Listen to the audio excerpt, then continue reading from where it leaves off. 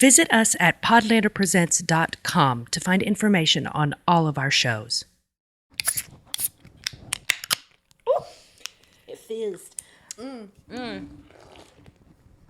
We're trying a new innovation today, y'all. Yeah, there's a noisy neighbor situation happening in Julie's dining room, so we are recording, holding our mics like we're on a fucking con panel or like something. We're Trixie and Katya. Like we're Trixie and Katya, holding our mics, chilling on the couch, on the season 7 blue couch. Yes. And we're going to see if this works. If it sucks, it sucks, and we go back. But we just wanted to try something new, and that guy was being really loud. It's going to be fine. Okay, so which of the two dumb opening bits that we have to do should we start with? The less funny one. Okay, that's mine. Okay. Okay, I just have this to say. Mary of Soul. Oh, this is good because it's a handheld mic, so I'm going to be able to do it. You can, like do you need Adina. to stand Ready? up? Do you need to? Listen, I do not need to stand to belt. I'm a professional. I've had a lot of practice. Are you ready? Yes. Mary of Soul, she sailed on a day over the sea to sky.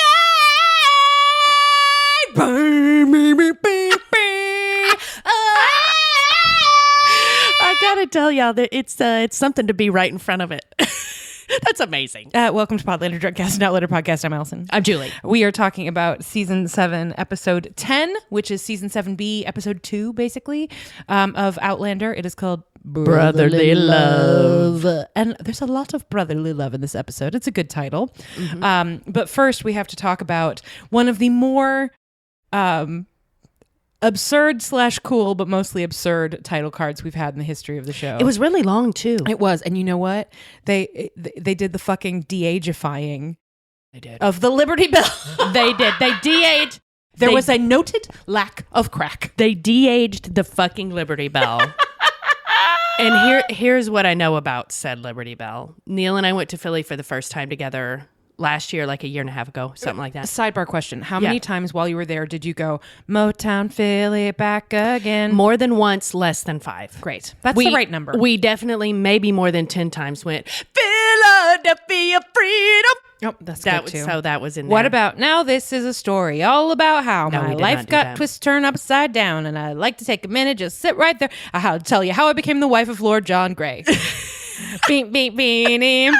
In West London in the future, born and raised on a battlefield is where I spent most of my days, chilling out, relaxing, all cool and all, spelunking for muskets outside the school. Win a couple of stones. They were up to no good. They transported me back to Jamie's neighborhood. I got in many little fights, and my husband got scared. He said, "Take your hands off my wife." That's all I got. That's pretty good, though. Thank you. Anyway, back to Philadelphia. Okay, so Neil and I were there. I'm already so comfortable. I know. It's fun, right? Okay, continue. We didn't do a lot of touristy stuff. We do the thing where we go to a city and we just kind of flaneur about, which means we take adventure by adventure. Like we ask a bartender where we should go next, and then we kind of do that shit. Yeah, but you also plan your restaurants. We do plan restaurants. But this was...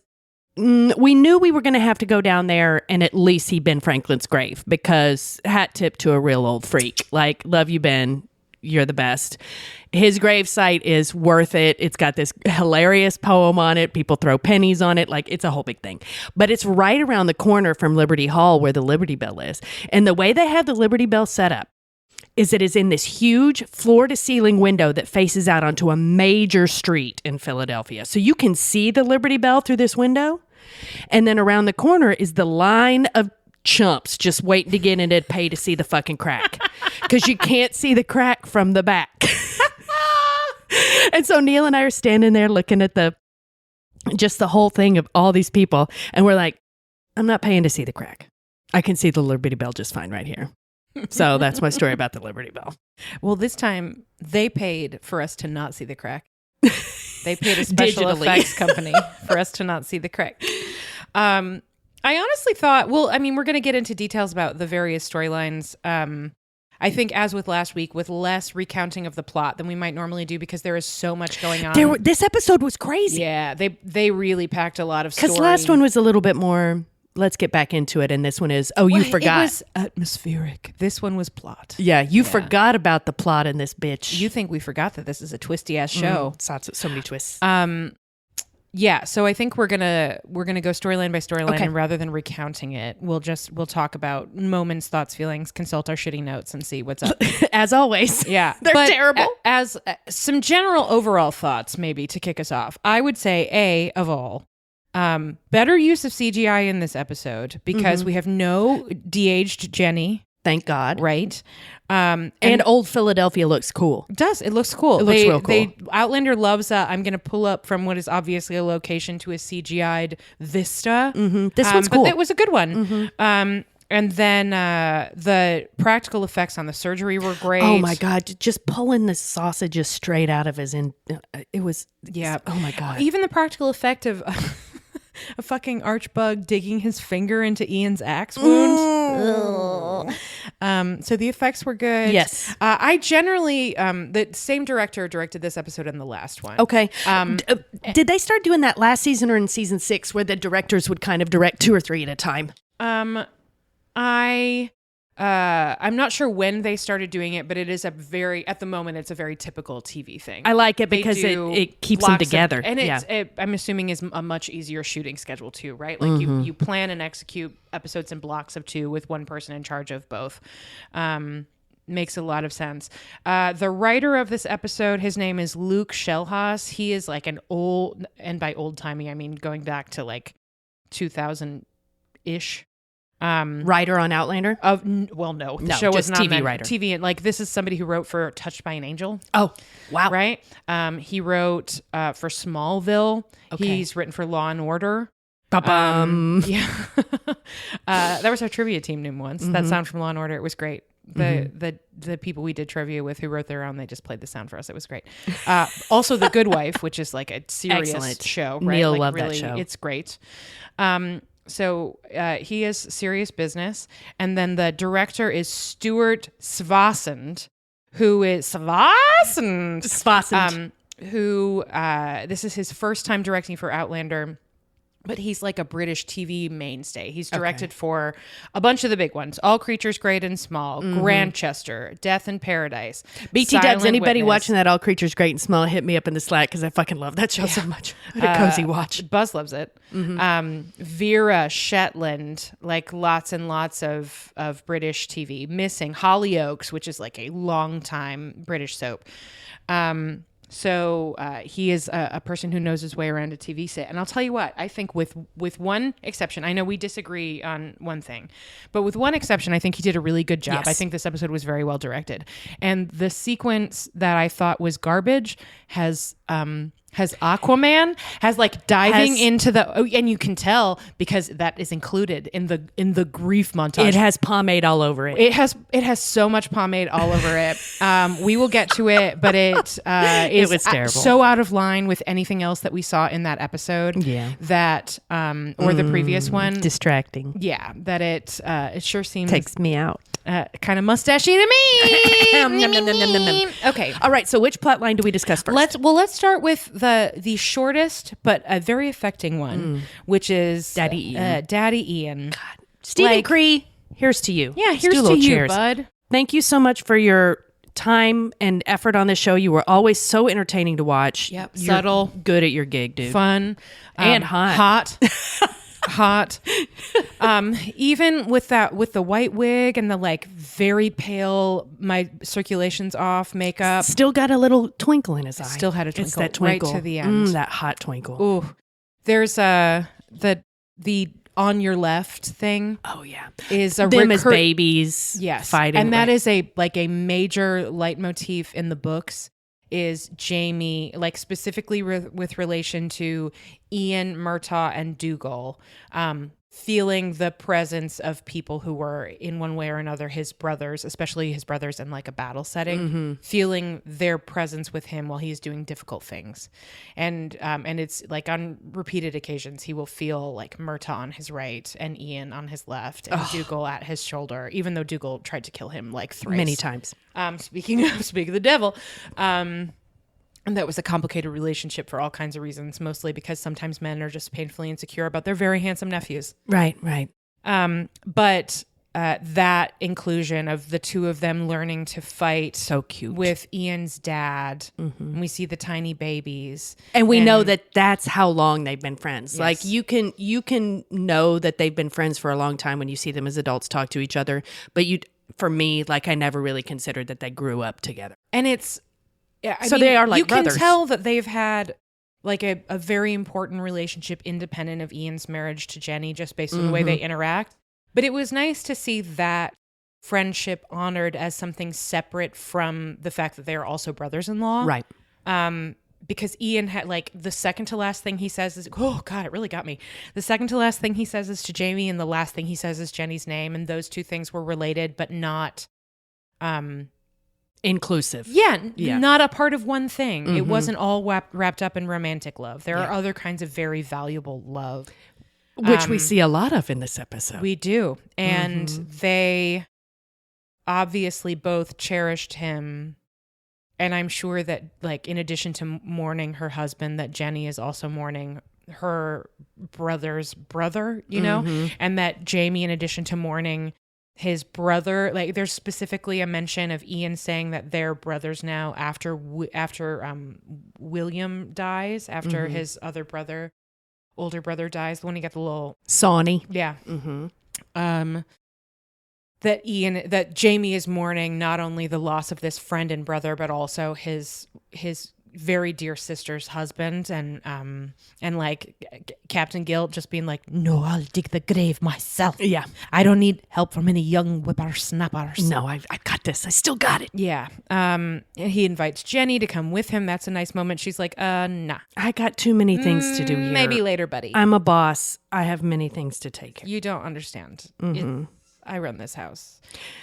So Jamie decides to go back. We don't really find that out until later. He talks about it, but we don't know that he practically took steps to make it happen until later. He goes to France, I guess, to see Joni, and to arrange passage and to hang out with some of Ben Franklin's friends.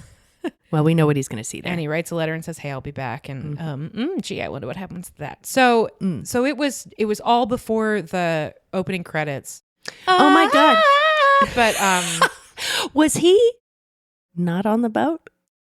I don't know. Let's find out. Let's find out. Okay.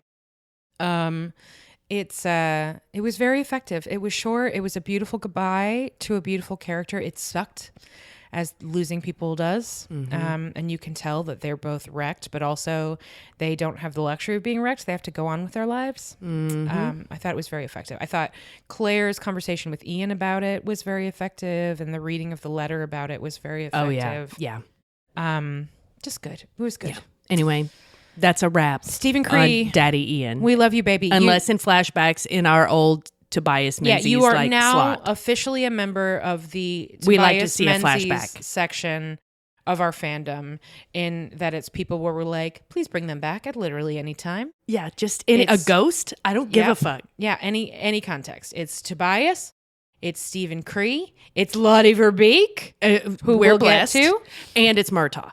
And it's Duncan LaCroix. And it's oh God, who's our super special boyfriend from last season? I can't remember his name right now. We're obsessed with him. Tom Christie. Oh yeah, Mark Lewis Jones. Yes. He's like MLJ. He might be he's not the George Washington head on our Mount Rushmore, because that space is Tobias, but he might be Abe Lincoln. Yeah, he might. He might be right next to him. Yeah. The two of the three Christies are welcome anytime. Yeah. So what we're saying is, Stephen Cree, call us. You were so great. Really good job. Thank you. I'm sorry they only give guest actor Emmys to famous people now. Because that scene with you and John Bell alone, yes, I'm speaking to you directly, Mr. Cree, was enough. Thank you for listening, Mr. Cree. Thank you. He was very, very good.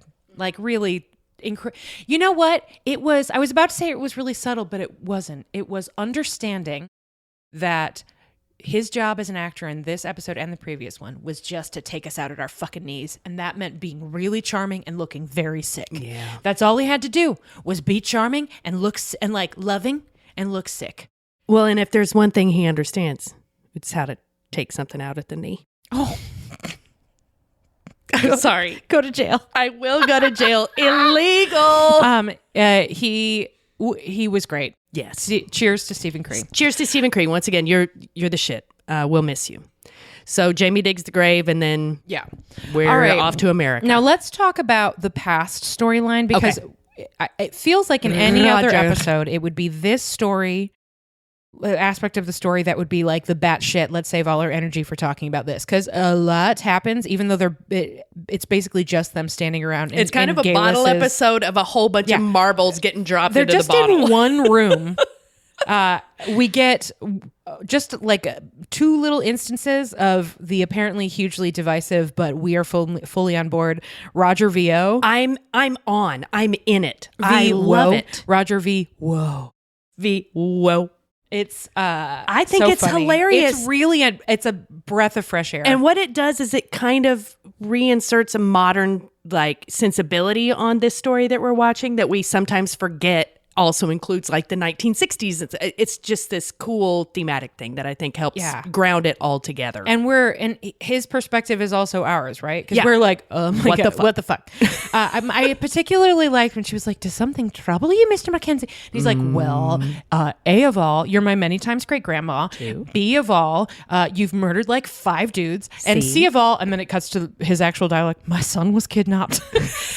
I like that he went through, you could see him go through the first 2. Yes. Before he said. 1, why are you so hot and why are you trying to hit on me? 2, I watched you burn a man alive once. That was really complicated. 3, did you know that guy's your son and that he's my like great-great-grandpa and that makes you my great-great-great-great-grandma? Also, you tried to kill a lot of people that I know, but also you saved some of them. And also I heard you bathed in blood. And also you came for my wife, but also you were buddies with like my favorite mother-in-law. I mean, not that I have more than one mother-in-law, but she's like one of my favorite people and also my mother-in-law. But then you were almost hanging together, but also you tried to murder her too. And he just skipped straight to my son was kidnapped. My son was kidnapped. Which I think was a good move. Yes. So we have that. We have Galus being like, we have Return of the Gilf, which we'll get to. Yes. Oh my God. We have Galus being like, in my experience, being married does not stop men from coming after me. She went hard for his ass. She did. Which, understandable. Mm-hmm. But also then Gilf comes in and goes hard for her too. So maybe back in the day, people were just like, let's fuck. I mean, she was always looking for an angle, right? But also those are 2 very attractive men. Mm-hmm. And she's a very attractive woman. Mm-hmm.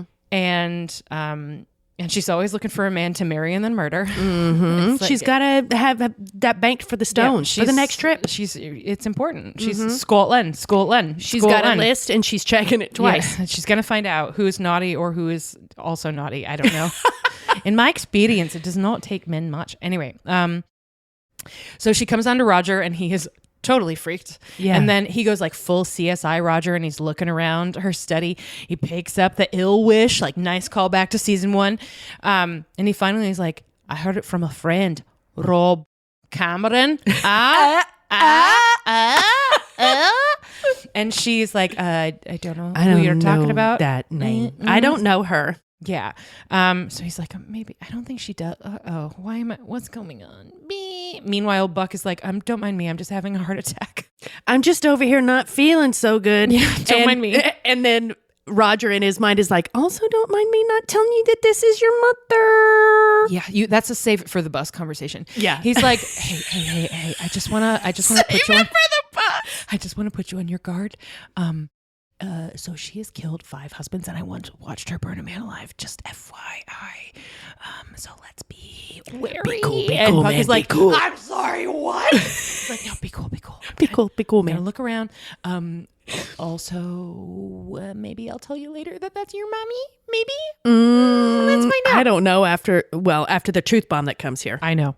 So while Roger is having his little mini freak out while also trying to be like detective dad, all of a sudden there's a knock at the door. I'll say this, speaking of the CGI, in the promo images that they released of that, it looked way different. It was way more de-aged. Yeah. And they must have gotten some negative feedback because we're talking about Gilf. Yeah, we're talking about Gilf. Graham McTavish coming in as young Gilf. He's on our very increasingly long Mount Rushmore, but we are always happy to see him. He might not have made the actual mountain, but he's in the mix. He's on the second tier mountain. Honestly, might be placed higher if they had not brought him back to play Buck McKenzie. Yeah. And then replaced him with who somebody, should have been Buck McKenzie from the very beginning. An actor that, not that Graham McTavish is not incredibly talented, he is, but it was so confusing. Angus McDermott? I don't know. Something's McDermott. Yeah. We forget every time. We love him. But we do love him. So, then they're on set together. It was a bizarre casting choice the first time. But he did come in looking all middle-aged gilf hot, gilf hot. I'm sure they de-aged him a little. But it was, you know what? Take notes then, because that's the way you need to do it. Yeah. Because it wasn't as obvious as the crime you perpetrated on Jenny's face. Yeah. And we didn't need it, right? I wasn't like, wait, when are we? It Not wasn't at all. that long. We already know because you gave us the helpful title card that said Scotland 1739. Yeah, we are aware of when and where we are. Also, both of those people are dead. You think we're going to, what, did they come back to life? No, we time traveled. No, we know. We know. We remember that's how time travel works. People who've been watching the show are intimately aware with time travel. Yeah. So you touch a dick rock. You're gone. Bye. Bye. However, I think this is an important time to remind you of some of the laws of time travel, as inferred by herself, Diana Gabaldon. The going theory, per the books, and I guess in the books, and I guess if you want to read the books and not have any of this info, maybe skip ahead 90 seconds. But this isn't really going to be spoilery. It's more like theory. The big reveal you already have, which is that the best way that I can intro this is to remind you of when we were talking about the magic blue jizz wall in a tunnel, right? Yes.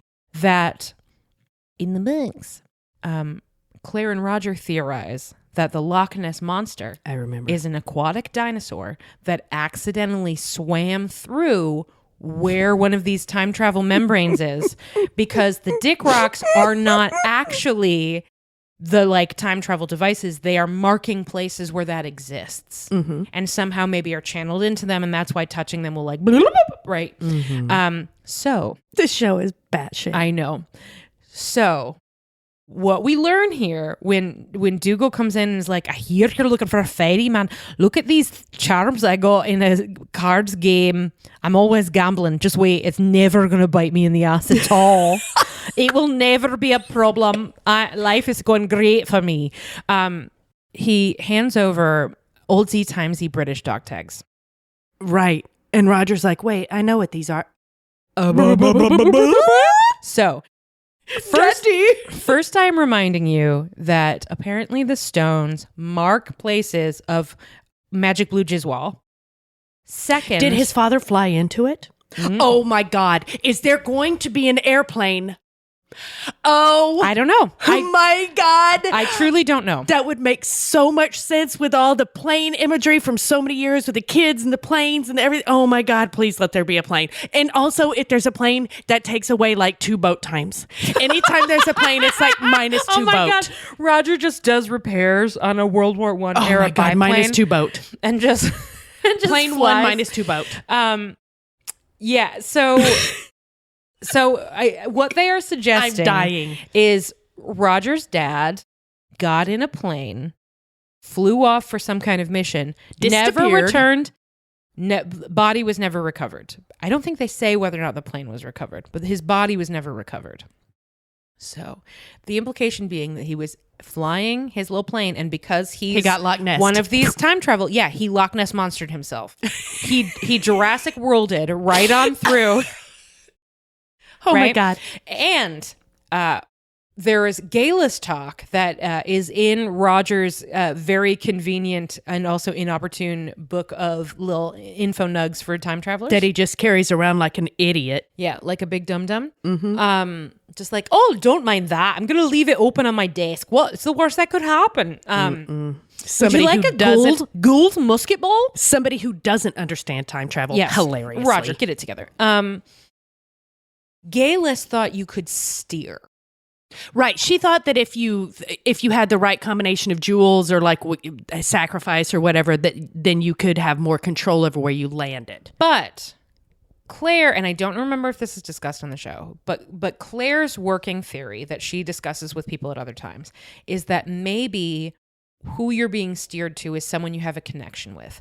And that the reason that she ended up at the time she did in the place she did is because Blackjack Randall was so close because he was related to her husband, right? So like maybe that is why she ended up where she is, or like some OTP bullshit. But I think the coincidence would suggest that maybe the familial connection is what strong enough to pull her in time to that specific time, which also explains why when she goes back, she is running parallel to Jamie, right? Like she travels to Jamie at the age that he would be if she had never left. And that explains how Roger and Bree end up in the right place when they travel, how they end up in the right place when they come back because they have people in that timeline who they know and love, all of that stuff. So that is all, I mean, theory, but seems plausible. Those are all people that chose it as opposed to being snatched like the Loch Ness Monster. Claire didn't choose. Oh, that's right. Claire she just fell into it. So, okay. If Roger touched a dick rock and wound up in this time period, perhaps Daddy. it's because of his daddy. Daddy. Can I have a biscuit? Oh my God, who's going to play his dad? Don't know. And do I get to see an airplane? I don't know. I don't even know if we'll get to see his dad. I honestly do not remember. Okay. All I know is that I've been waiting for literal years to be like, I've been waiting a lifetime for a moment like this. What if he flew through a blue chisel and just disappeared? What if all of the soldiers who are in MIA are just wandering around in other time periods being like, oh my God, it's the Roman Empire. Whoa. Or holy shit, I landed in the Bronx in the 1970s. I'm set. Yep, this is amazing. I just got to avoid the Son of Sam. Everything's going to be great. Yep. Oh, but I know it's coming. I know where to hide. I'm going to buy Apple stock. It's going to be great. Thanks, suckers. Anyway. Okay, so Roger has a lot of things come at him real fast. The Gayless, the Gilf, the Daddy. And he still manages to keep from Buck that is his mother and father. Yes. That are literally maybe going in the next room to fucking bone down right away. We see their meet cute. I use that term loosely given all of the havoc. How about that meet? Meet.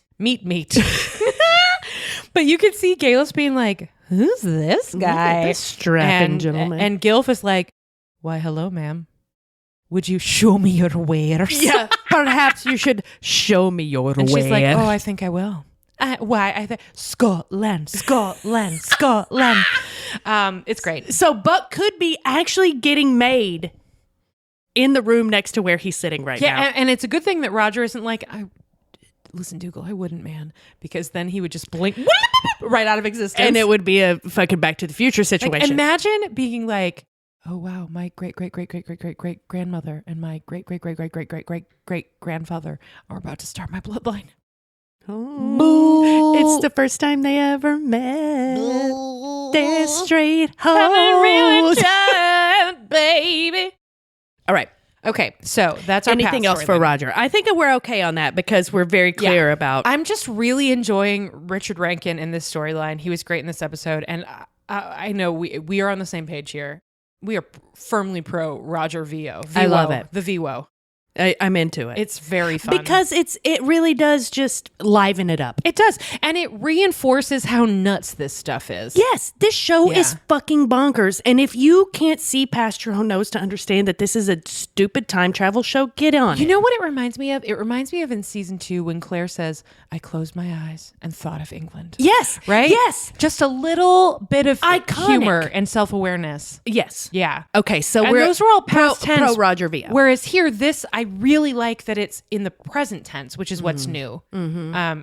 It's just, it's really doing it for me. Mm-hmm. I'm having a good ass time. It just feels super fresh. Okay, now let's talk about Ian and Rachel and Willie and the very fast resolution of a storyline I thought they were going to drag out for quite a while. Mr. Bug. Which is Archbug showing up and being like, time to kill your girlie. Time to take 45 seconds for this monologue that won't mean anything because they're about to kill me. You know what? Cheers to that. You know what? Though. Whatever. He was very good at it. Very creepy. Oh my God. I got to look this guy up. Go on.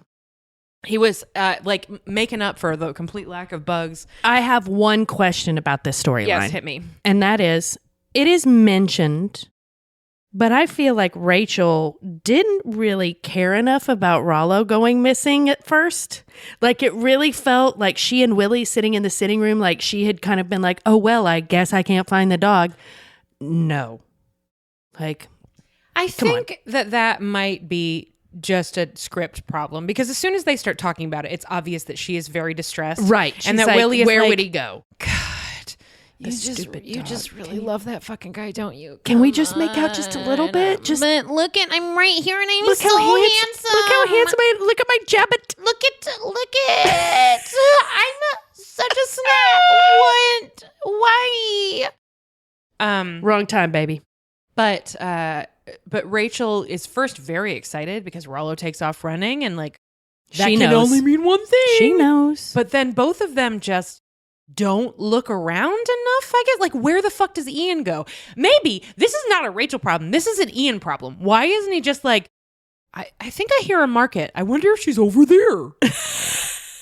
No, he's just like, where are his incredible tracking skills right now? Yes, we have heard so much about your vaunted tracking skills, We Ian. surely have. Come on, get it together. You can't find your woman? Come on, Ian. Come on. Your dad literally was like, go find your woman. And not even, can you not find your woman? Can you not find your dog that you're like soul bound to? The dog comes to you, but then you have to know that the dog would take you back. Like, but it's because Arch blows it up. Yeah.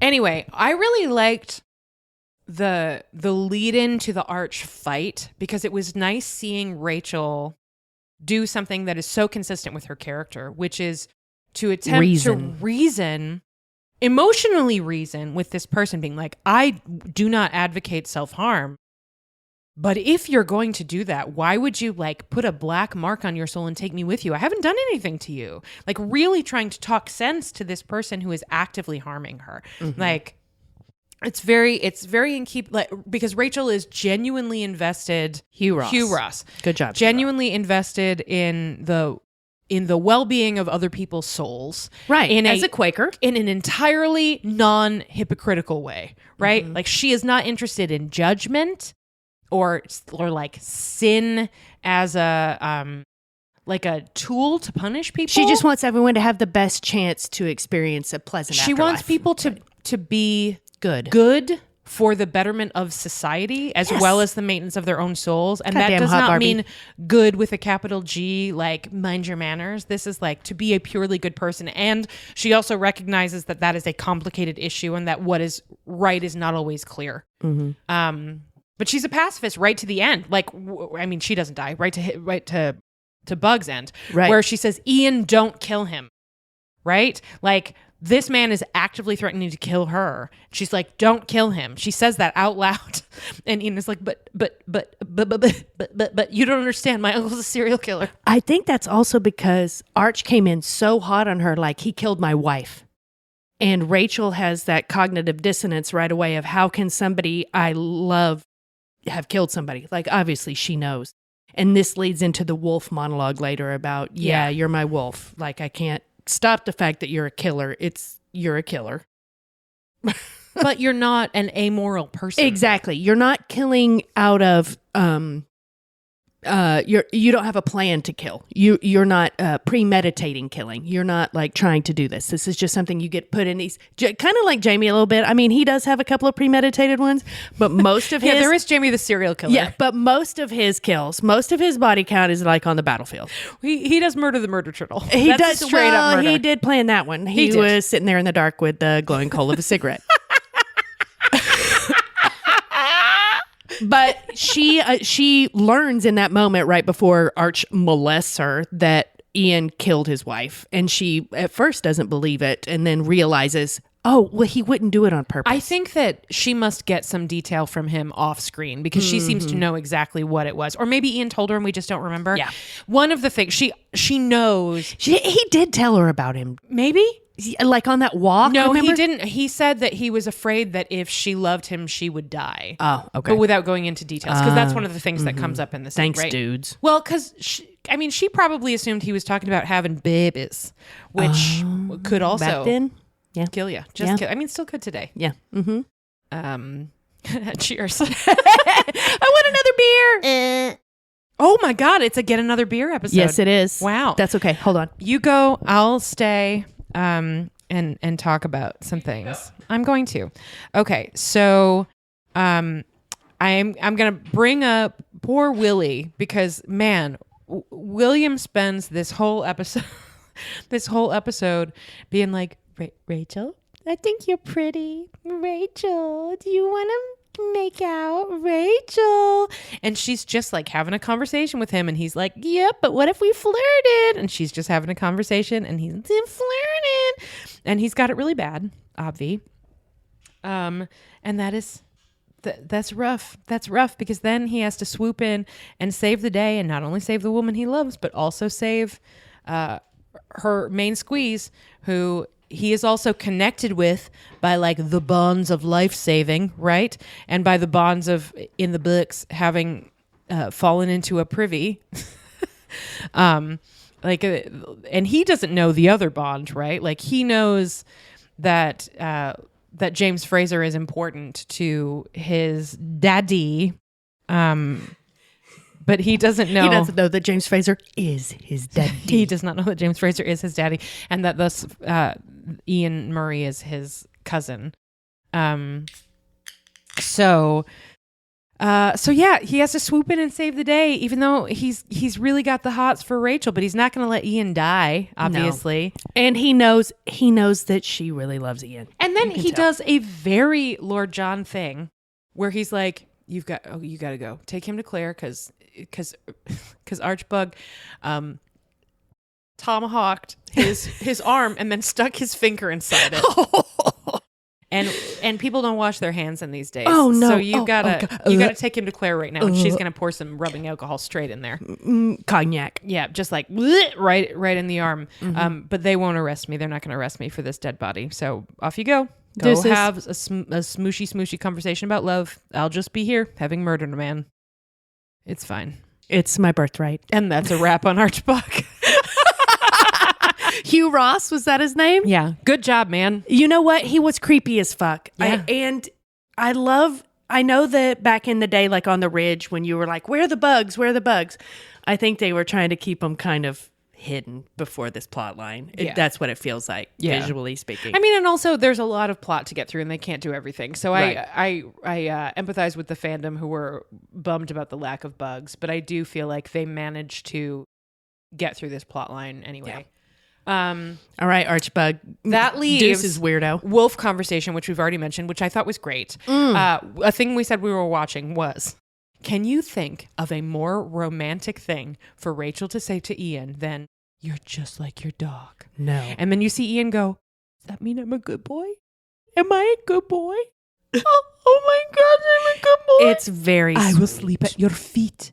It was very sweet. So Also, it's very good when she calls him out and he's like, I told you I loved you. She goes, yeah, I only speak English. Yeah, so say it So again. like I sort of knew, but say it again, motherfucker. But if you say it in a language I don't speak, like you could have been saying, I really like chicken. I wouldn't know. I feel like chicken tonight. Yeah, I wouldn't know. So maybe say it in English, please. What I got from this scene, what it appeared to be to me was, we may not be able to marry. And of course, they probably will, just given how this universe works and the time period and everything. But also it was like, I kind of don't care if we can get married.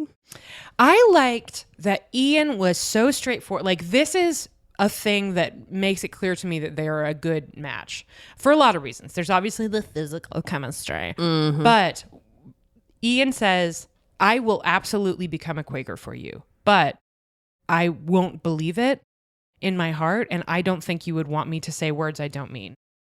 And he like leaves the choice with her. Like, there's no, like, yes, I will absolutely convert for you.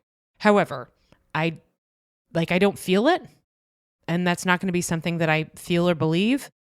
And I don't think you would want that. And she's like, you're right. I would not. So. And the fact that she understands that and still divorces it from the person, like understands it's not a failing of his. Yeah. It's just him being honest.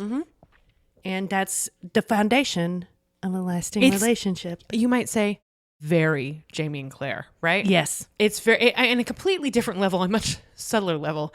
It's very Claire being like, oh, so, I'm a time traveler and I'm already married. And Jamie is like, I'm going to bring you to these stones. It's going to suck. But then I'm going to flick your bean for about 30 seconds. And if you want to come back, great. Most explosive orgasm of your life. Yep. 20 seconds later. If you want to come on back. Also, great. nobody washed their hands back then. Yeah. Just a callback. Yeah. Mm-hmm. He dug his finger right into her arm wound. Hatchet wound. Okay. So the last little corner of this that we need to touch on, which I think will be a good transition to the main plot. Claire plot, which is double faceted. Mm-hmm. There's medical / spying, and there's Lord John. Mm-hmm. So we just need to take a brief moment to appreciate the return of the most stylish, nerdiest, second best doctor in the world, Dr. Denzel. Dr. Denzel, and his seafoam green stockings. He looked so good. Why is his costume always so good? And he is such a stylish little Quaker, and he loves medicine so much. And what a nerd. When he looked at Henry's gallbladder and went, "It's like a jade pear." I was like, God bless you. You and Claire are going to be friends for life. This is kindred spirits. You got to have this guy assisting you at all times. Because she shows up. The second best doctor alive. I loved her arrival at the House of Sickness, at Mercy Woodcock's house. She shows up, and after watching Ian have his papers checked and then no one checking hers, and she's like, but no, nobody wants to check my... Such is the life of a middle-aged woman. And you can see her go, maybe this will come in handy. Invisible. I'm invisible. So she shows up and she's like, I need to see Lord John. I'm going to go in to check my patient, but then I need to see Lord John. And Lord John is like, he's here all the time. Hi, I'm here all night. Tip your waitresses. And she's like, Lord John, great. Can you please do me a favor? I need someone to go buy as much vitriol as you can find in the city of Philadelphia. And he goes, well, you won't find any because somebody already bought it all. It was me. It was me. It's me. Hi, I'm the buyer of vitriol. Because she says, you couldn't have known I was coming. He's like, yes, I did. I knew because it's me, Lord John Grey. I have done a lot for your family.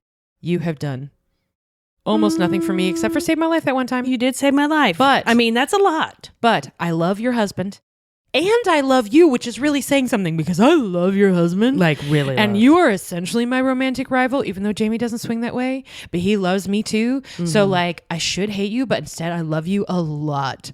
And I love your daughter a lot. This is the third time that I've been willing to marry someone for the express purposes, their life. Right? Because there's first Brianna. He was willing to marry Brianna. Before that, he married what's her face so that he could be Willa's dad. Right? Lord John Grey is just throwing the marriage licenses coin around. You know why? Because he's helping, but he knows he doesn't. Yeah, he is never going to be able to marry his true love because the world is garbage. Right. And also Jamie is extremely straight. Yes. But they have brotherly love. Philadelphia freedom. Just like Willie and Ian, despite their differences, have brotherly love. And Willie and his cousin Henry have brotherly love. And sure, Lord John's love for Jamie isn't strictly brotherly. But it is too. You know what I mean? Wink, wink. And it's both. Like he loves him romantically, but also in a very deep way that is not related to sex at all. You know, like they're bonded. So Lord John remains a real one. He does, and he bought all the vitriol because he knew Claire would come. He remembered that's what she asked him to buy when she was on the ridge, when she was dallying around with putting people to sleep to cut inside them. Yes, which he thought might come in handy because it turns out poor Hanky Pank, had 2 musket balls inside him, and he's not been doing great. He's been he doesn't look good. He's in a lot of pain. It was very upsetting. He's being lovely. He was being tended to very gently by Mercy Woodcock, the widow of Elijah. Was that his name? That Denzel amputated his leg and then Claire tried to save him and they had to, he was so good. Gloria Obiano. Gloria Obiano, beautiful, great voice, incredible, great performance, so good in this role. I can't wait to see more. Yes. And it appears that there's going to be something with her. It seems friendship. like there's a romantic attachment in the offing, right?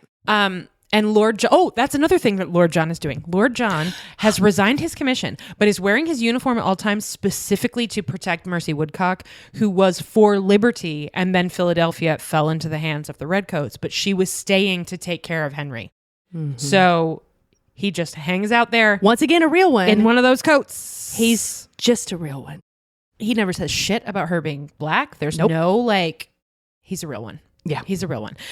So Claire's like, great. I've got ether. I've got Denzel. I've got, hold on. Wait, she doesn't yet. She's like, let me look at my patient. Wait, one of these surgeries was more recent.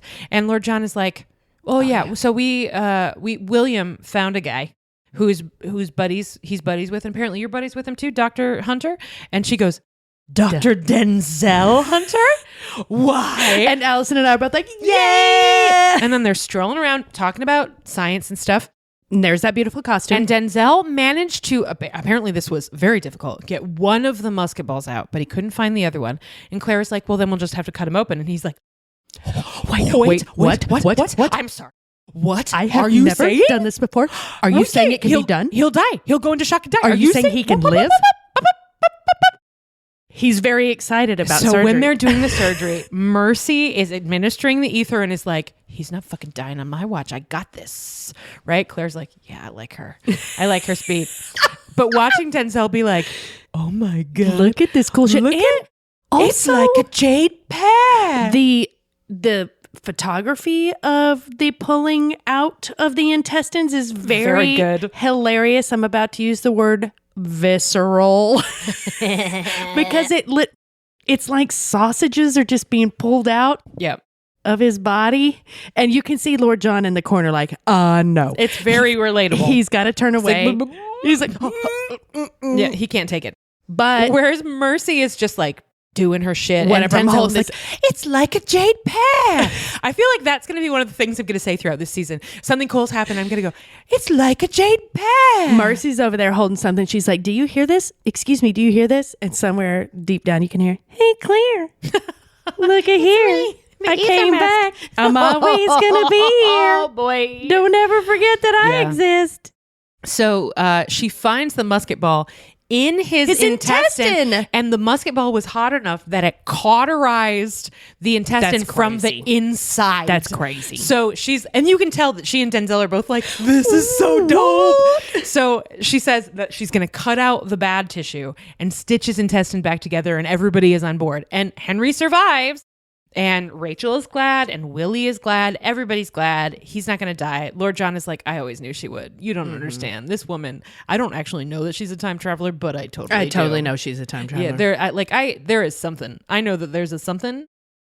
She's pretty great. Yeah. This is why I wrote her a letter and why she came across the sea in 5 weeks, none of which we saw as a present to my close personal friend, Julie Starbuck. Thank God, no boat. No boat. So that's medicine. Mm-hmm.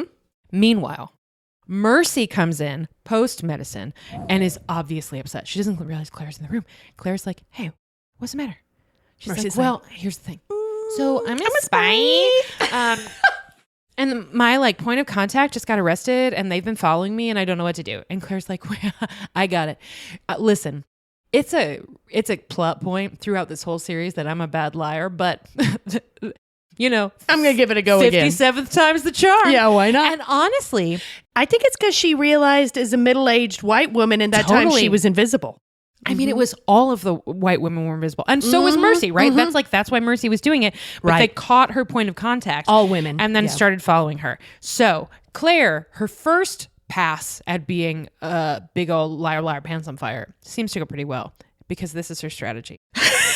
She walks up to the garden where she forages and is like, oh, I know I was just here yesterday. And the suspicious redcoat is like, you were just here. Why do you need more plants? She's like, oh, well, I need arrowroot. A lot of my patients have diarrhea. Diarrhea. So I need to get more to help with the explosive diarrhea. This made me laugh so hard. It was so funny. And he just kept getting like, blah, blah, blah. And then she says, Card for Scotty. No. That's Neil. This made me laugh with so a hard. joke for a friend of the show, Scotty Caldwell. So back when I used to wait tables, the managers would always say, everybody gets one explosive diarrhea. So like, if you just woke up and decided today I shan't, and you called in and you're like, my ass exploded on the L, then you could have the day off. So Claire was using the explosive diarrhea Well, tactic. she was using the British reticence to talk about bodily functions, True. right? Like, this is a woman who had two timelines worth of experience of British dudes being like, no, I'm sorry, do not talk to me about urine or feces or vaginas. Do not. And she's like, okay. I need a strong cup of tea And a pipe up my and ass. for you to never say the word diarrhea again. Thank you. God save the Queen. So she's just like, if you want to come with me, we could have further conversation about I'd my love to patients. have a conversation. And he goes, just go ahead. No, okay, see. So that part goes well. But then she walks up to the little like spy birdhouse. And just straight up is like, hey, everybody, But look over here. It's worse than that. She puts the note in and then is like, did anyone see me? Like looking around like, was I covert enough? I don't know. Oh, I wish my husband was here. He's actually good at this shit. Also, may I submit? Yes. Oh, also, Clariot the spy. You're welcome. May I submit that the placement of the birdhouse was bullshit? Yeah. If Not subtle. No, if you need a way to get a message to somebody covertly like that, like it's rolled up and you want a little box or something, it needs to be below like hip level so that you can just slide it in as you walk past. There's no like putting it up like this. Not even that. Everybody can see you. Not even that. Listen, I have read a lot of fucking spy novels. Here's what you do. You take your basket of herbs. You go, you find a nice bench to sit on. Mm-hmm. The note is in the basket. You get up to leave. Oops, I forgot my basket. And what? Then a nice passerby is like, Mom, I believe you forgot your basket. Hands over the basket. And somewhere in that exchange, the other person grabs the note and gives you the basket. See? Yes. I'm just saying that Or like laundry service. You could use a laundry service. always laundry right? service. That's how you get in and out. Right? You could do all kinds of, you're like, oh, I tripped and fell. Oh, please, Mom, let me help you up. And you pass it that way. You've got lots of options. None of them are, look at this brightly colored birdhouse. Birdhouse, that's hole is above my head. That's the thing that bothered me was that it was so high because you have to actively make a move that everybody can see. Oh, yeah. As opposed to leave the basket, laundry room, or down here. Birds are birds, right? You know what's They're going to not happen real. to that letter? You know what's going to happen to that letter? A bird is going to be like, Shit oh, all look, over it. Ooh, a nest. Great fuel for my nest. I'm going to pick this into little strips and then I'm going to put them in the nearest like cable box on somebody's apartment. And you're going to look up and you're going to see just like strings of paper. a letter that's like, Dear General Washington, here's some spy information. Like it's bad. It's a bad strategy. Anyway, Claire miffs it. She was not set up for success, but also she's the least subtle spy in the history. Like Clariot the spy, retire. Not your finest work. Yeah, retire. So very important that we know she's bad at spying. Because she and Lord John are having a real love fest. Surgery has gone well. Mm-hmm. Claire is like tooling around, feeling looking good. cute. She's got a letter from Jamie that's like, Ian died, but see you soon. And she and we and her like, Oh, he could be here any day. But happy, he's going to be here so soon. Mm-hmm. And then one day, she comes back from one of her spy missions. She's wearing a shirt that says, I'm not a spy. I'm with spy with the arrow pointing to her right. Yeah. No suspicions here. Just me, a lady. Her and Willie together, the worst spies in London. The worst spies in London. You did that just for me. I did Thank do that you, just baby. for you. Mm-hmm. With the price of meat, what it is when you get it. Oh, fuck yeah. How am I supposed to talk about anything else now, Julie? Jesus well, Christ. now we're about to hit the bad shit. Okay, so Claire comes home from one of her spy missions, which unsuccessful. One of two disastrous visits. The second one is still to come. She walks in, and there is Lord John looking no joke, 10 years older. Yes, destroyed. White as a sheet. David, I wrote at this point in the episode, I wrote in my notes in all capital letters, just David Barry. He's so good. We have not given him enough love this episode. We've given Lord John a lot of love, but David Barry remains excellent. He's very good at his job. He might be one of the best casting choices that this show ever made. What a difficult role. Katrina and Sam were not famous, right? Mm-hmm. And they were obviously both very well cast. And Sam in particular has come a long way, right? Mm-hmm. He has become a very fine actor in this like boot camp that he is getting from all of these amazing British character actors they bring in. And obviously, like, some of the younger actors are also fine. John Bell, we love you. You're a real one, right? Like, it's a great casting department. But David Barry, just really, he always delivers. He really does. Remember, Lieutenant Leonard. Yes. Right? Like, he understands the assignment. He's able to tone switch to like, now this is comic relief. Now this is pining. Now this is dramatic. Now this is like really strained. Now I'm going to marry your daughter because she's knocked up and her husband is off having feelings in the trees. Like, maybe her husband. We don't know. We don't know whose baby this is, but you know what? I'm here. Yeah. And that's Lord John Grey. Yeah, I'm here. A real one. And David Barry is excellent. Whatever Lord John is doing, he delivers. And in this episode, he goes from like, I already bought all the vitriol, to, oh God, Claire, our one true love is dead. Because Jamie's ship is at sea. Now, as we were watching this, Julie and I were disagreeing, and I'm curious if she has come around to my point of view, because I maintain there is no universe in which the people who make Outlander expect us to believe that Jamie is actually dead. That is not what matters. That's not what matters. We believe him in peril often, but there's no way we're going to believe that he's actually dead. There's too much show left, and the show is about the two of them, right? I guess, but they don't always believe that I understand.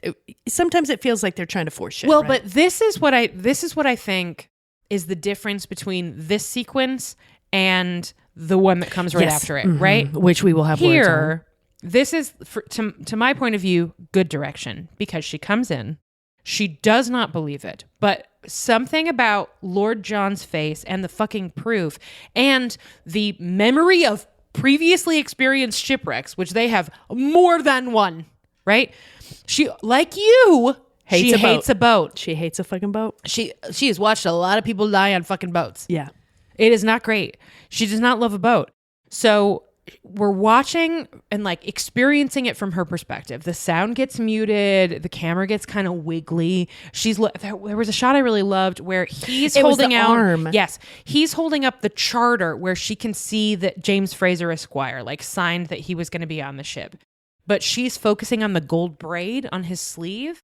And she keeps looking at Lord John, and he is just wrecked, but is obviously trying to put that aside to be there for her, which will come up again shortly, right? And she just cannot comprehend it. And once the guy leaves, Lord John is just trying to say, like, he's dead. He's dead. You have to understand he's dead. And there's a very cheesy line, which this is the show we're watching. It's the assignment, I know. But she says, he cannot be, I would know if he had died, if his heart had stopped, mine would stop too. Mm-hmm. And then Lord John says, and this was not in the preview, which I was glad of, maybe it already has. Damn. Right? And she just like slaps him away and won't believe it. But then we cut to a sequence that starts off all right, of her in her beautiful bedroom, just grieving, and Katrina Balfe doing her thing and being an incredible actress. But then Should have been enough. I know. We get the most mustachy fucking sequence that we have had in quite a while. And it's just, first of all, you can tell it's mustachy, but because it includes the Aquaman, like, ooh, I'm going to dive into the crystal clear waters of this hurricane and swim beautifully down to deliver the breath of life to my beloved and drag her back up to the surface. I know she's having memories. I understand having the memories, but not that memory. First of all, she was unconscious. Yeah, exactly. She was literally unconscious when that happened. That makes it even worse. Ugh. So maybe it would have been better just to focus on Katrina grieving and have occasional drop in of Jamie's voice saying something that she remembered without the visuals. There was one that I liked. Shorter time. Yes, shorter flashes. Not way faster. Way faster. Like you can't control it in your mind. Exactly. Which is what I liked about the braid, right? That was, she couldn't control it. That is when you have a surreal experience. Mm-hmm. a traumatic experience, which everybody has, right? Like if nothing else, everybody lived through COVID, but I'm sure that many of us have had other traumatic experiences. That's what happens when something you cannot some tiny comprehend, weird little detail, or you focus in on a thing. Your brain is just like has a way of dealing where it just is. There's a thing that flashbulb memories where that just like fixates you that isn't the thing itself, but you end up connecting it to that. That's just the way the mind works. So I thought that was great. But here, that's not what it is. There was one of the included clips was her fingers undoing the stock at his neck. Yeah. Right? Mm-hmm. That I liked. That's like a tactile thing. Mm-hmm. It's probably from the wedding episode, or maybe like earlier when she was healing him, but it seemed like it was from the wedding episode. There were a couple of other little ones that maybe if they were real brief, but it was too long. The rolling waves and the Aquaman shit. You've got this actress who's been great from the beginning and has only gotten better over the years. And you give her this scene where she has to truly believe that her one true love is dead in a shipwreck. Not only will she never see him again alive, she won't even see his body. Right? Like horrifying. And instead you just show us like their greatest hits. Like now that's what I call Jamie and Claire Volume 7. What the fuck? No! Like, give me the actress. That's what I need. I wanted was her on that bed. Yes. Oh, just laying there staring at the end shot of her just facing towards the camera. Out. But there was also a shot near the beginning of it that was overhead and she was like hands and knees on the mattress with her face pushed into the mattress. And it was a very like keening, like very... we like to say inhuman, but it's actually very human, like very animal way of like, you could just understand the like howling or growling noise that she was making from grief. And instead of just letting this woman do her thing, like in Faith, right? Similar stakes, like in Faith, instead of just letting us see her experience this. We're getting a fallen statue. Yes, we are getting Mary the Falling Statue. Mm-hmm. Absolutely not. I don't need that. The rolling waves. How dare you? Yeah. And that is mustachery. It is mustachery. The only person who liked the Aquaman sequence was the person who inflicted it on us. There's no way. Meryl wasn't like, you know what this needs? More of that bullshit. No, absolutely not. Oh, I was so mad. So Clara obviously grieves. We grieve with her because we have to watch this sequence. And then she's hanging out in the bedroom when dude who tried to make Willie a spy for funsies shows up. I think Richardson is his name. Who was like, hey, you seem like Lord you could be John. A good spy. You incredibly naive obvious, and sweet like and good too natured. handsome. And do me a favor. Just go into this swamp and never come back. Go ahead. See ya. Anyway, he shows up at Lord John Grey's house. And is like, hey, psst, psst, guess what? Do you know Claire Fraser? And Lord John's like, yes, He can tell. David Barry is so good in this scene. He can tell of her right away that something is up because he's like, she's the wife, the widow of a very good friend. And she's a physician. But the Richardson is like, okay, because she's like totes a spy. And here's the proof. Boom, boom, boom. He pulls out receipts. So I was going to hang her, but like I wanted to check first just in case that was politically inexpedient for my career. So, no, there's no like she's not here. You're not porking her. No, you're not putting it to her. Lord John's like, she's at church. She's a physician. And she's at church. And I respect her, but right now there's no connection. No, she's in mourning. She's in mourning. She's at church. And Richardson's like, okay, one day, brother. I'll give you a day. I know she's staying here. I wouldn't want you to be embarrassed by the slutty British spy lady who's probably a witch. I'll be back later. Bye. And Lord John is like, okay, good day. Goodbye. Up the and just runs up the stairs. He has been, we have seen him heard him from the outside. Try to help her. Respectfully knocking. Claire, please just let me know you're alive. Claire. Hey, Claire. Just leave me alone. Please let me know if you're alive. She's like, yes, Go I'm alive. Away. Right. This time he's like, I'm not knocking. I have a fucking key. This is no time for knocking. I got to go in. So Claire, we have to get married. It's going to be weird. you and I both know it's going to be weird, but I'm trying to save your life. The love of our lives is dead. And the last thing that I can do for him is make sure you don't get hanged as a spy, which I get that right now that doesn't seem like such a big deal to you. But if that happens to you, they're going to suspect Ian and they're going to suspect Rachel and they're going to suspect Denzel and William and Mercy. And it's going to be super bad. Mm-hmm. So if you cannot get it together for yourself, believe me, I get it. I also would be like, hey, me, I'm a spy because my one true love is dead, but I have to be up here saving your ass. So you need to put on your dress. We are going to get married. And that's how it is. And she's like, what? I like when she was like, that's so cruel. Her voice is so deep. She's like, I am really upset.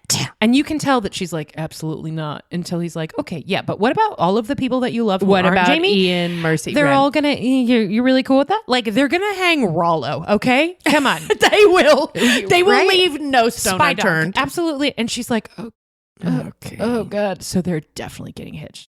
I have been waiting so many years.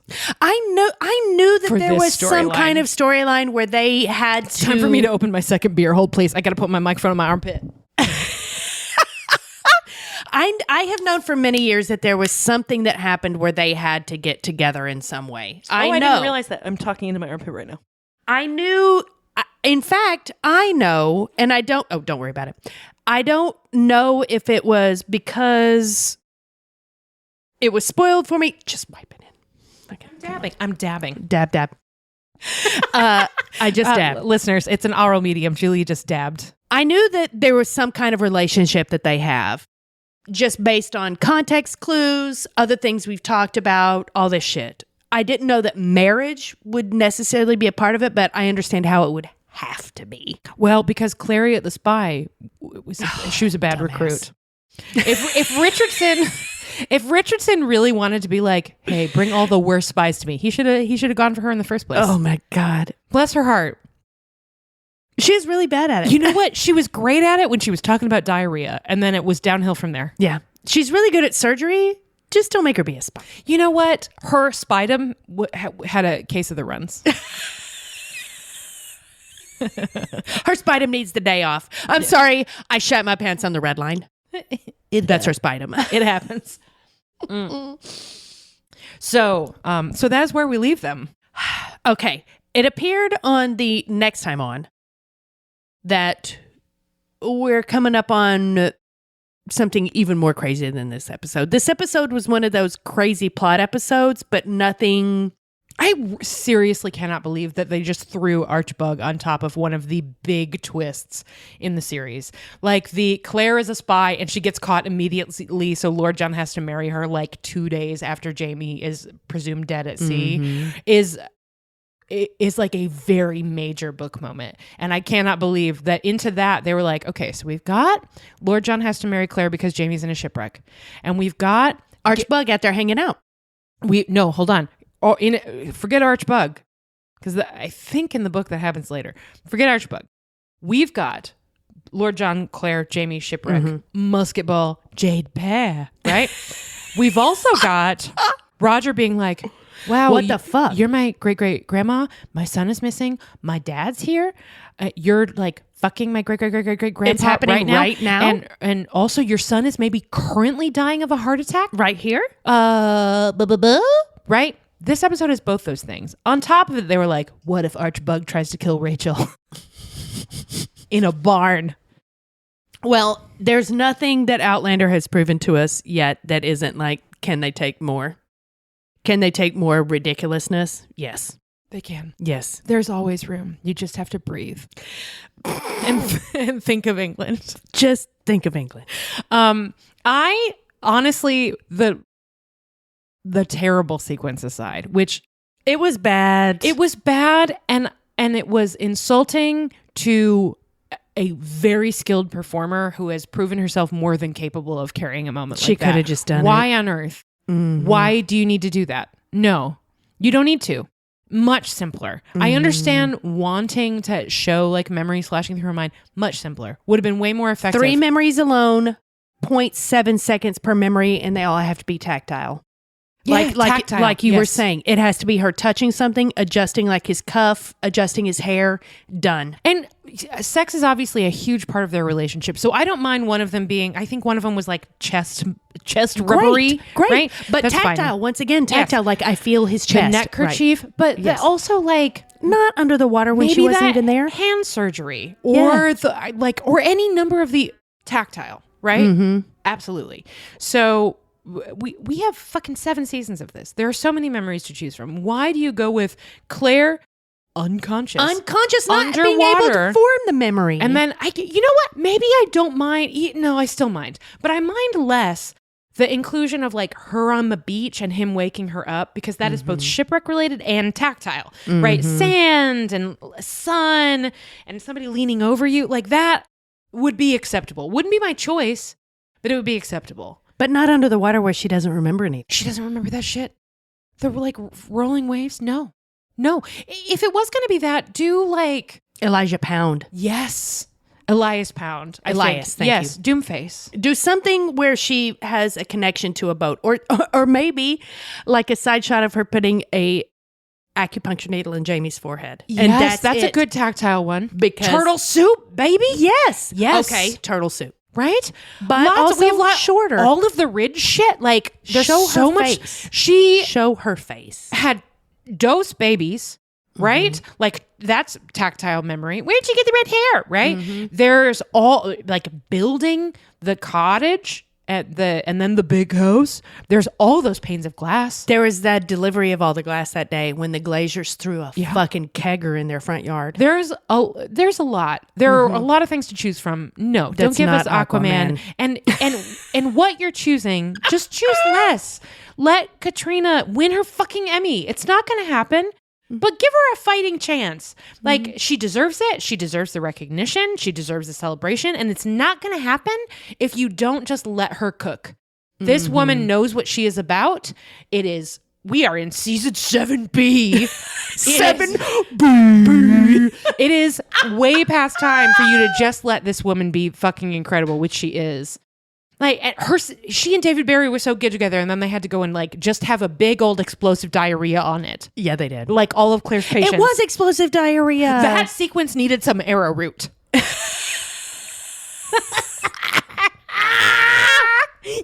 Okay, we have to do the scales because there are some good costumes. Let's start there. Doing it 0. Yeah, doing it 0. No, doing it scale. Chest gropery. Well, chest gropery. Hold on. What about thinking about doing it scale? There was some Galis and Gilf. Right? And then we had some like Ian and Rachel eye contact. I've got to say that Galis and Gilf are like I can imagine their coupling. And I can imagine how unholy it is. Speaking of visceral. You know what I'm saying? Like I can get actual physical response from this. Not like I'm horny, but just like, you know what? They're grabbing each other. There might be scratching. This is an excellent point because Dougal seems very much like someone who would probably really like to be dominated. Mm-hmm. He is an insecure man. Yes. And Galis would be like, and every time I scratch my nails on someone else's back, right? I hope you feel it. Well, can you feel it? So there is something there that's a little bit dangerous. They have chemistry. Yeah. So what's a dangerous chemistry? Bonnie and Chernobyl. All right. The scale is Chernobyl for doing it. Okay. And then for costumes, Dr. Denzel. I mean, what a well-appointed gentleman. Yeah. I think costume scale, not necessary because they were all great. There were just a bunch of really good. I liked Galis' costume. It's not Monkey Vest, which I'm really hoping for a cameo for Monkey Vest. Monkey Vest. I think Monkey Vest will appear. I hope so. But it was still very that, right? Like structurally, it had that sort of vibe. Claire's so much season 7 blue. Oh, her purple trench. Like that beautiful coat. God, that was expensive. Rachel had some cool looking wraps. Lord John's velvet tailcoat with the leather collar. So good. And then, yes, Dr. Denzel, a fashion plate. Why is he's always put so together. Stylish. He is. He really pays attention to fashion. Those little hats. He has a visual art. Like he said, it looks like a jade hair. Dr. Dreamboat. Dr. Dreamboat. Dr. Dreamboat. All right, we Denzel. are on board, Denzel. It's like a jade pad. Yeah, he's got a whole sensibility about visuals, fashion. Oh, I cannot wait for him to fall in love with somebody and then see a vagina and be like, it's like a jade pad, right? Like, oh, the anatomy. I'm fascinated. What if I do this? It's going to be great. Denzel is going to be great in the sack. Denzel's going to be persistent in the sack. He's going to be great. He wants to learn. He's a clinician. He's a scientist. Yeah, he's a clinician. He's just going to be like, what if I do this? What if I do this? What Testing, if I do this? hypothesizing. All right, Denzel. Noting data. Yeah. And then He's got a whole notebook. You have to repeat to confirm the experiment. Yes, exactly. You got to keep trying. All right, Dr. Denzel. He's going to be an attentive lover. That wife will be quaking. All right, so... And then Pamplemousse of the episode. Quaking Barbie. Quaking. No, get up to get a beer. Oh, I didn't. The only thing that happened was... No, you got up to get a beer for us talking about it, which I think is... Does that count? It's the inverse, right? If you're like, just pause it a second, I'm going to go get another beer. That could be for one of two reasons. One, I need sustenance. Or two, that was not... It was not either of those episodes. Wasn't. However, the talking about it was a 2-beer episode. It was deep thirst. It was deep thirst. So we did get another beer, but it was afterwards. So maybe that means it was a not get a beer scale. I think it was a... It wasn't quite the movie speed. Beer. You know what? Maybe we need to slightly reframe. It was beer worthiness. I think this was a 2-beer episode. 2-beer episode. Right? Mm-hmm. It was, we were very engaged while we were watching it. We didn't go get another beer, but just talking about it, we needed a second round. Mm-hmm. I think that's a good endorsement. I don't think this is a Mount Rushmore episode of Outlander. No. But I think it's a very good and eventful one. Fast plot. Yes. Lots of plot, very fast. Well handled, good acting, and then Dr. Denzel being a fucking style icon. And starting with the goodbye to Ian and all of the like, Sam was very good in those scenes. Yeah. That's all we saw of him in this episode, but he was very good. A lot of actors I think would make it about them, and it wasn't that. Like, he knew that Jamie would never make it about him. Mm-hmm. And knew Jenny was good. So beers, yeah, we had a couple. Is that the scale? 2-beer up. Okay. 2-beer ups. And then Pamplemousse. Who is your pick for the golden Pamplemousse, the platinum Pamplemousse of this episode? The Lord John Grey. Yeah, David Barry. Fucking David Barry. Agreed. I mean, Katrina, always great. She was so good, and I wish they would have let her have more. Yes. But David Barry. David Barry was not saddled with a shitty montage. No. He just had to be like, Claire, I don't even know her. Good day, sir. Good day. We have to get married. We have to get married right now. Let's get married. I love that. I love that he's like, I don't even know her. And then he's going to get married to her. Is this general not going to be like, oh, he's going to know. But what are they going to do? He's Lord John Grey. That's true. He's a lord. He is a peer of the realm. He is a lord. He is a very important personage. He owns property. Everything. What are you going to do? Banish my wife to Pemberley? Right? Please banish me to Pemberley. It's you can tell it's going to be chaos, like it's going to be bad, but one assumes that eventually Jamie, who is definitely not dead, let's be real, is going to be like, I get it. Thank you for saving my wife from dying. And now let me punch your eyeball out. But we're going to have words. And I'm an actual serial killer, just so you know. I'm not sure if you're aware. I don't know if you've seen my body count, but check out this scroll.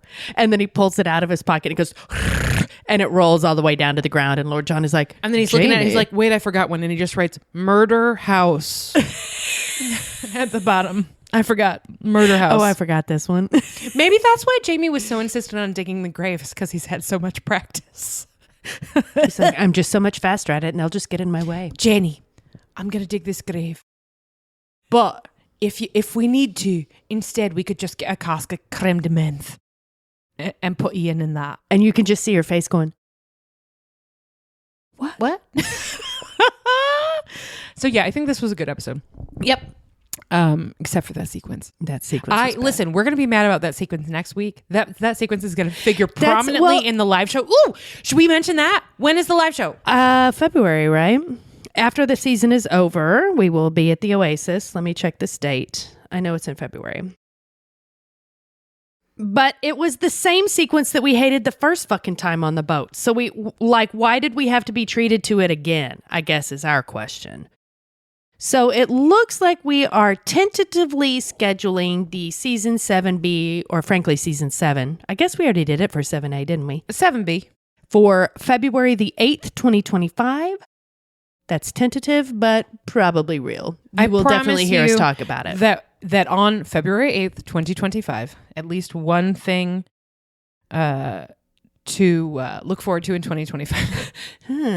Come hang out with us while we talk about all kinds of things, but definitely dunk on that fucking sequence. Why I gotta dunk on that sequence so many times, though? So too many times. No such thing. No such thing. No, not too many dunks. Too many sequences. Oh, yeah. Yeah. I'm still going to be mad about it for a while. Yeah. But otherwise, good episode. Yeah. We'll be back next week to talk about season 7B, episode 11/3. And it's called, I don't remember what it's called. Hold on. I didn't even see it. They showed it earlier. I had it in my little IMDb. It's not called Brotherly Love. That's the one that we just watched. This is not worth the information. 100 weight of stones. Oh, a cairn. 100 weight of stones. Here's the tag. You ready? Yeah. Claire turns to John Gray for comfort as they process difficult news. Ian and Rachel discuss their love and their future. Brianna confronts an intruder at Lallybroch. What the fuck? It's gonna be a big one too. Okay. Season 7B is pulling no punches. It gave us one episode that's like, here, just be sad for a while, and then buckle your fucking seatbelts. And then you just hear Roger go, oh, fuck. All right. Love y'all. Bye. Bye. Oh, wow. What a rollicking good time we all just had together, huh?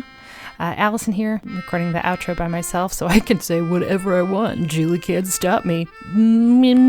But mostly what I want to say is thank you for listening. You can find more information on this and the rest of our podcasts at podlanderpresents.com. You can also find us on Instagram at podlandercast, at podlanderpresents, and at various other Instagram handles for our various other shows. And you should go do that because they're good and funny. And our social media is by Amelia Ham on the Loose Bazell. All Podlander Presents programming is produced by Allison Shoemaker and Julie Starbird. Our editor is Chris Barrett. Hi, Chris. Thank you so much for joining the team. We're so grateful to have you. Our artwork is by Viv Pickles, aka Laura.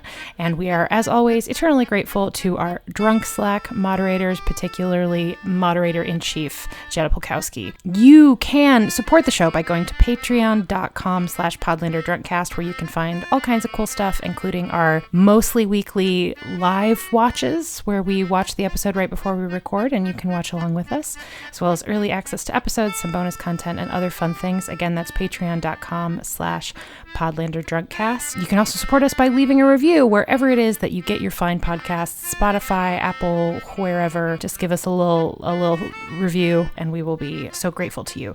And we especially, in addition to all of those wonderful people who do those wonderful things, want to thank the following lovely folks who support us on Patreon, and they are Susan Springer, Cindy Ella, Catherine Bullard, Patty Drunkle, Rebecca's Gift, Jessica Richardson, Katie the Jorte Fishwife, Mindy Newell, Lara Coach, Mama LT, Brenda, Doc JWS, Sydney Taylor, Snazzy Knack, Lisa Brienne, Julia Gulia, Kathleen Ortini, Kelsey Kemp, Emily Day, Caitlin Reddick, Kristen and Emerson, Freckled Fury, Laura Colm, Amelia Ham on the Loose Bazell, Liz and Tinkerbell, Rochelle Lefevre, Amy Gustafson, Rachel Townsend, Kelly Mazzella, Chantel Salters, Mary the Falling Statue, Tara Lucchino, Viv Pickles, aka Laura, Mary of the Grapefruit, Ann Gibson, Ruth McCormick, Cara Marlowe, Trish McCurry, Julie DeToit, Jen Lynn, Kelly Bodden, Amanda Newton, Queen Elizabeth the Young, and Kiki the Wise. We are so grateful to all of you. Thank you for another wonderful year. We hope that you have very, very happy holidays. And we will be back soon with more sweet, sweet Outlander and or Bridgerton and or Jane Austen and or Girl Solving Crimes content, but probably mostly Outlander right now. That's it. We love you. Bye.